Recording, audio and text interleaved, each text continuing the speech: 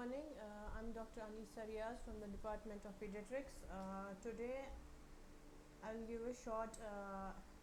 There will be a short presentation on vitamin A. It's vitamin A, RDA, dietary sources, vitamin A deficiency, and excess. So let's start with vitamin A. Vitamin A, it's a fat soluble vitamin. Other vitamins that are fat soluble are D, E, and K, and water soluble vitamins are B and C. Vitamin A is also known as retinol. As humans can't make their own vitamin A, so vitamin needs to be supplied from outside the body, that is from food. Excess of vitamin A is stored in the liver in the form of retinol palmitate. And active forms of vitamin A are retinol and retinoic acid. Now coming to the RDA of vitamin A. For infants, RDA is 300 to 400 micrograms, and for children it's 400 to 600 micrograms, and for adolescents it's 750 micrograms. Now the dietary sources of vitamin A.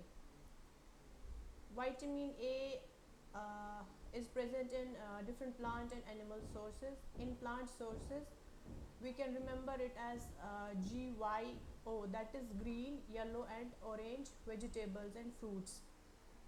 Different vegetables like carrot, sweet potatoes, tomatoes, and in fruits, different sources of vitamin A are orange, mangoes, and papayas. And among animal sources, there are fish liver oil, liver, milk and milk products, breast milk, butter.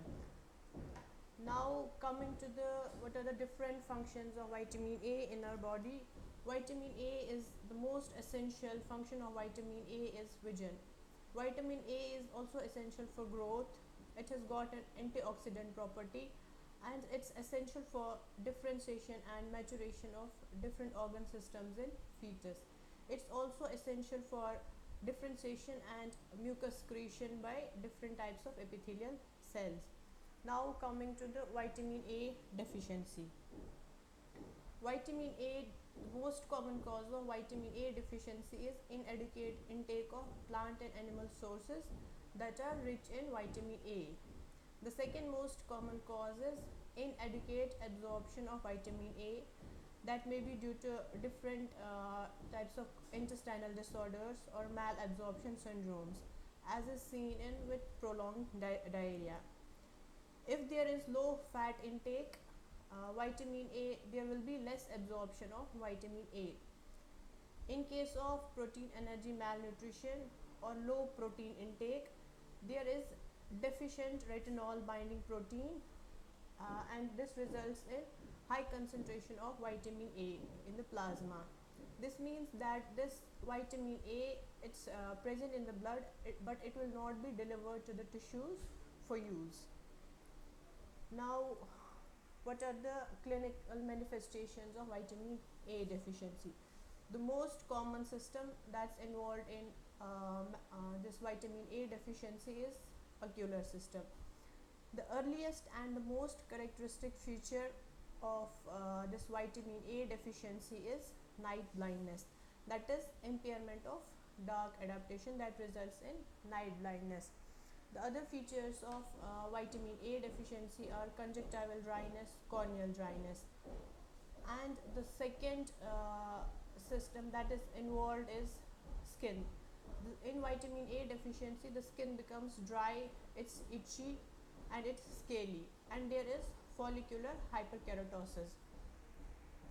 And this vitamin A deficiency, it results in recurrent respiratory tract infections, diarrheas, and measles. Now there is a staging for vitamin A deficiency that we call as WHO staging. There is in X1A, there is conjunctival, only conjunctival xerosis. In X1B, there are bitot spots that are seen on bulbar conjunctiva. Then there is X2, that is corneal xerosis. Then X3A, that is corneal ulceration when less than 1/3 of cornea is involved. And in X3B, there is corneal ulceration when more than one third of cornea is involved. Then there is XN, that is night blindness. Then XS, that is corneal scarring, and then XF, that is fundoscopic change. Now, how do we diagnose this vitamin A deficiency? Vitamin A is deficiency, it's a clinical diagnosis.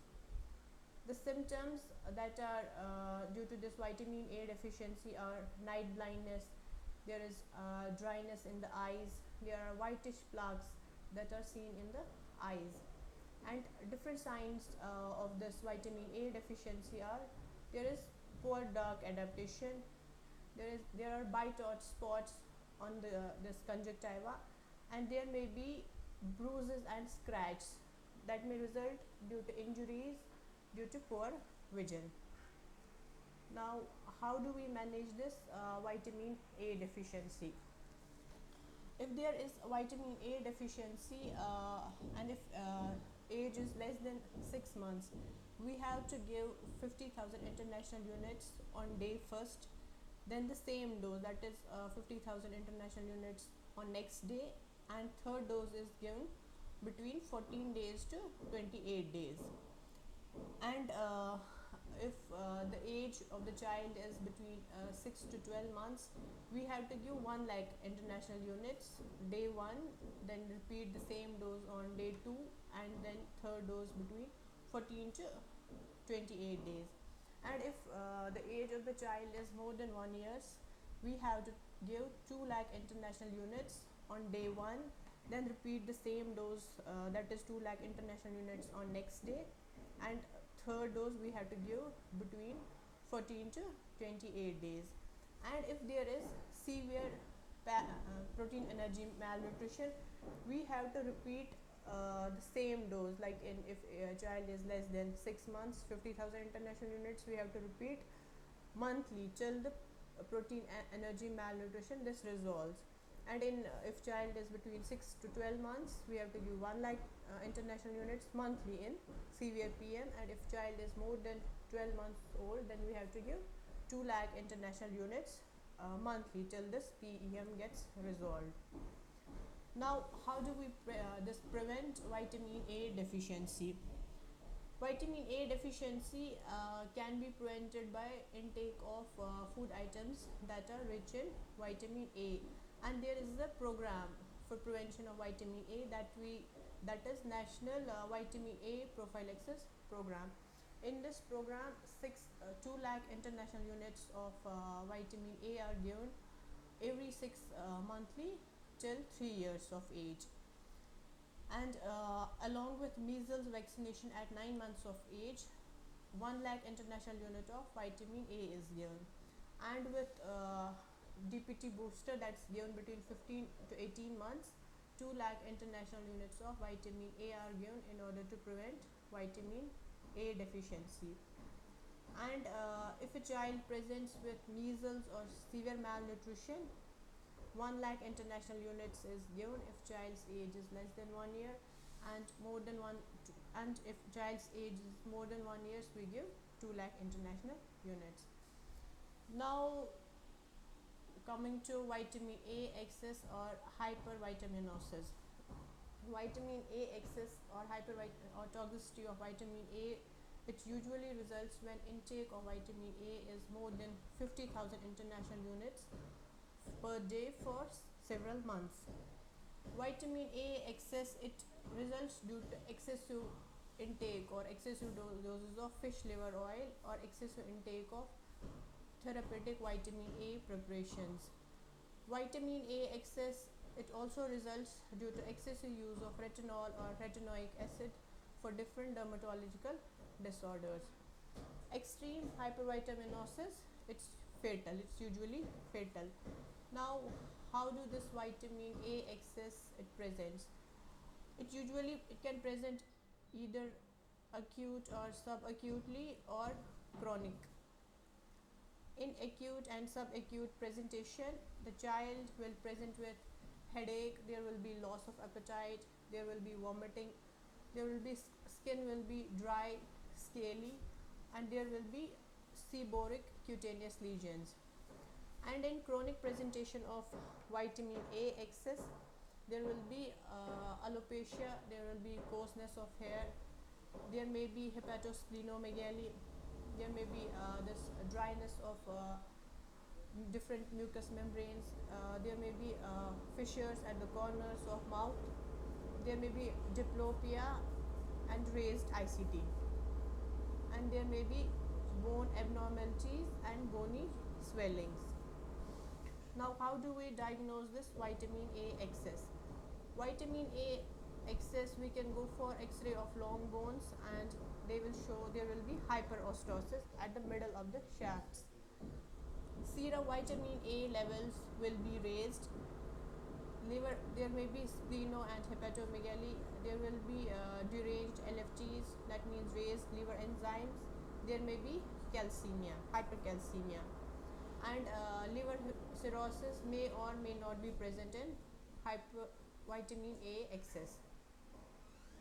Now there is a term that we call as pseudotumor cerebri. That is due to excessive intake of vitamin A. The child will present with vomiting.